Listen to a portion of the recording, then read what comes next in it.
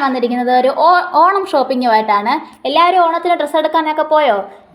ഞങ്ങളിതാ ഓണത്തിന് ഡ്രസ്സ് എടുക്കാൻ വേണ്ടി വന്നിരിക്കുവാണ്. ഞങ്ങളുടെ കരുനാഗപ്പള്ളി റോഡ് വീഥികളിലൂടെ ഇങ്ങനെ നടന്ന് പോവുകയാണ്. ഞാനുണ്ട്, എൻ്റെ അമ്മയുണ്ട്, എൻ്റെ മോളുണ്ട്. ഞങ്ങൾ 3 തലമുറകൾ കൂടി ഇങ്ങനെ നടന്ന് പോയി. നമ്മുടെ റോഡ് ക്രോസ് ചെയ്യാൻ വേണ്ടി നിൽക്കുക കേട്ടോ. നമ്മുടെ കരുനാഗപ്പള്ളിയുടെ അവസ്ഥ ഇപ്പോൾ അറിയാമല്ലോ. നമ്മുടെ കടയെത്തി. പകരമാവില്ല മറ്റൊന്നും, പേര് പോലെ തന്നെ ശരിയാണ് കേട്ടോ. നമ്മുടെ എല്ലാ തരം ആൾക്കാർക്കും പറ്റിയ ഡ്രസ്സും അവിടെ ഉണ്ട്. നല്ല രസമാണ്, നല്ല തിരക്കുണ്ടായിരുന്നു. എല്ലാവരും ഓണത്തിൻ്റെ പാച്ചിലാണ്. അവിടെ തന്നെ നല്ല ഒരു ഫാൻസി സെൻറ്ററും കൂടിയുണ്ട്. നല്ല ലൈറ്റിംഗ് ഒക്കെ ആയിട്ടൊരു നല്ല രസമാണ്. ഞങ്ങളിതാ ലിഫ്റ്റിൽ കയറാൻ വേണ്ടി നിൽക്കുകയാണ്. അമ്മ ഭയങ്കര ഗൗരവത്തിലാണ്. അമ്മയുടെ പോക്കറ്റിലെ കാശാണല്ലോ പോകുന്നത്.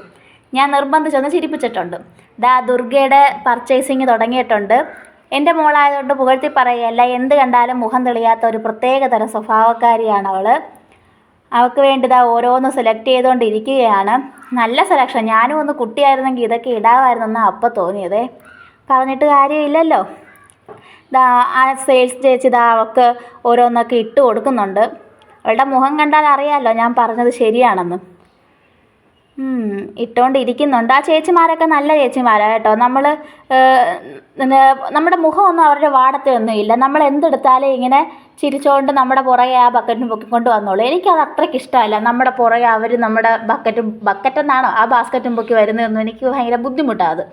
നിങ്ങൾക്ക് അങ്ങനെയാണോ? അമ്മ വെറുതെ ആവശ്യമൊന്നുമില്ല, വെറുതെ പോയി ആരുടെയൊക്കെയോ പാൻ്റ് എടുത്ത് നോക്കുന്നുണ്ട്.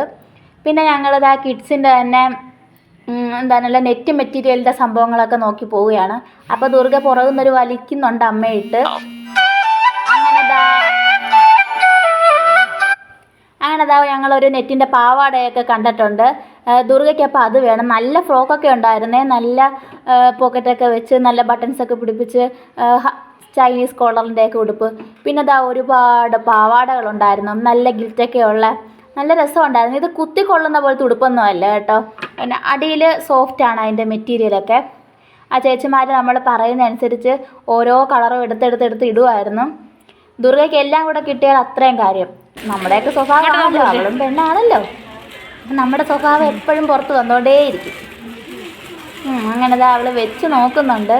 ഞാനവിടെ നിന്നുകൊണ്ട് വഴക്കും പറയുന്നുണ്ട്, അത് വേണ്ടിടി ഇത് വേണ്ടിടി എന്നൊക്കെ പറയുന്നുണ്ട്. നിങ്ങൾക്ക് ഏത് കളറാണ് ഇതിൽ ഇഷ്ടപ്പെട്ടത്? ഞങ്ങൾ ഇതിൽ നിന്ന് ഒന്നാണ് സെലക്ട് ചെയ്തത്. നിങ്ങൾ പറയണേ ഏതായിരിക്കും ഞങ്ങൾ സെലക്ട് ചെയ്തതെന്ന്. ഇങ്ങനെ ഓരോന്ന് നീല, മഞ്ഞ, റോസ് ഓരോന്നെടുത്ത് ഇടുന്നുണ്ടോ ചേച്ചി? പിന്നെ എല്ലാവരുടെ ഓണം പർച്ചേസിംഗ് ഒക്കെ കഴിഞ്ഞോ? ഞങ്ങൾ ഇന്നലെ തുടങ്ങി, ഏകദേശം ഇന്നലെ തന്നെ കുറേയൊക്കെ എടുത്തിട്ടുണ്ട് കേട്ടോ. പിന്നെ അവളോരോന്ന് ഇട്ട് നോക്കുന്നുണ്ട്. അമ്മാമ്മയ്ക്ക് ദുർഗയ്ക്ക് എന്ത് മേടിച്ചു കൊടുത്താലും തൃപ്തിയില്ല കേട്ടോ. അമ്മാമ്മയുടെ ഫേവറേറ്റ് എപ്പോഴും ദുർഗയാണ്. ആദ്യത്തെ കുട്ടിയായതുകൊണ്ടായിരിക്കും. എനിക്ക് ഈ കളർ ഇഷ്ടപ്പെട്ടായിരുന്നേ, നല്ല ബ്രൈറ്റ് കളറായിരുന്നു. അവൾ എത്ര തട്ടുണ്ട് അങ്ങനെയൊക്കെ നോക്കിക്കൊണ്ടിരിക്കുക. പിന്നെ ഞങ്ങളിതാ കിഡ്സിൻ്റെ തന്നെ ടീഷർട്ട്, ഷർട്ട് ആ സെക്ഷനിലോട്ടൊക്കെ വന്നിട്ടുണ്ട്. അപ്പോൾ ദുർഗ ഓരോന്ന് ഇത് മതി എന്നൊക്കെ പറഞ്ഞ് വന്നു. പിന്നെ ഞങ്ങളിതാ ഒരു നിക്കർ എടുത്തു. ഇതിലേതാ എടുത്തതെന്നൊക്കെ ലാസ്റ്റ് പറ്റുമെങ്കിൽ പറയാം. ഇതൊരു ശേഖരം തന്നെ ആയിരുന്നേ. ലെഗിൻസിൻ്റെതും കട്ട് പാൻറ്റ്, നല്ല കളറുകളായിരുന്നു എല്ലാം കൂടെ കിട്ടിയാൽ കൊള്ളാവുന്നുണ്ടായിരുന്നു. നമുക്ക് അങ്ങനെയാണല്ലോ.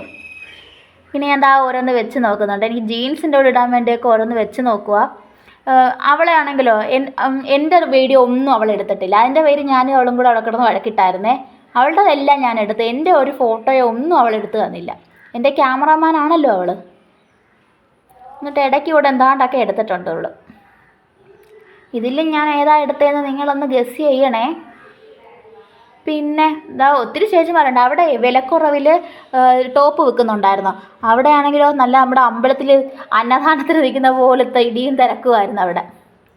ഞാൻ ഓരോന്നിങ്ങനെ ബാക്കും ഫ്രണ്ടും ഒക്കെ തിരിഞ്ഞു നോക്കുക. പിന്നെ നമ്മുടെ ഓണമാകുമ്പോൾ എന്തായാലും കേരള സാരി വേണമല്ലോ. ആ സെക്ഷനിലോട്ട് പോയി.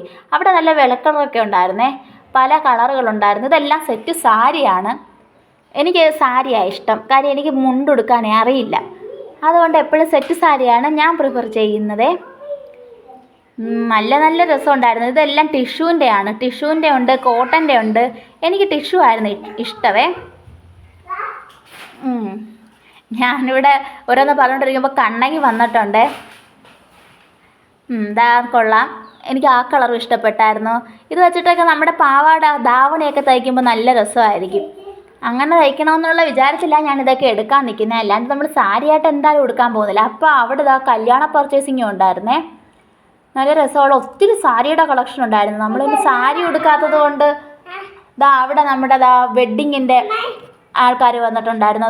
ഇവിടെ നിന്ന് ഞാനിങ്ങനെ നമ്മുടെ കസവിൻ്റെ തന്നെ സാധനങ്ങൾ മെറ്റീരിയൽ റണ്ണിങ് മെറ്റീരിയൽ വിൽക്കുന്നുണ്ടായിരുന്നു.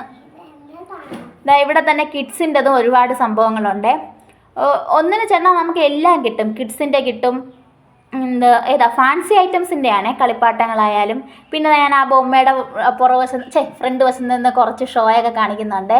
നല്ല രസമുണ്ടാവും അതിൻ്റെ ദേഹത്ത് കിടക്കുന്ന കളറ് കാണാൻ. കൊള്ളാം അല്ലേ? നല്ല കല്യാണ ഫംഗ്ഷനൊക്കെ വേണ്ടിയാണെങ്കിൽ ബ്രൈഡ്സിനൊക്കെ പറ്റിയതായിരിക്കും അതൊക്കെ. നമുക്കൊന്നും പിന്നെ അതൊന്നും ഇട്ടുകൊണ്ട് പോകാൻ പറ്റില്ലല്ലോ. പിന്നെ ഇഷ്ടംപോലെ കമ്മലുണ്ടായിരുന്നു. ഇത് നോക്കിയേ, ഈ സെറ്റ് സാരി കളക്ഷൻ കൊള്ളാവോ? അല്ലെ ബൊമ്മ എടുത്തിരിക്കുന്ന കാണുമ്പോൾ നല്ല ഭംഗി തോന്നുന്നല്ലേ? അപ്പം തോന്നും ഉടുക്കണമെന്ന്. പക്ഷെ എനിക്ക് സാരി ഉടുക്കുന്നതൊക്കെ ഭയങ്കര ചടങ്ങാണെന്നേ.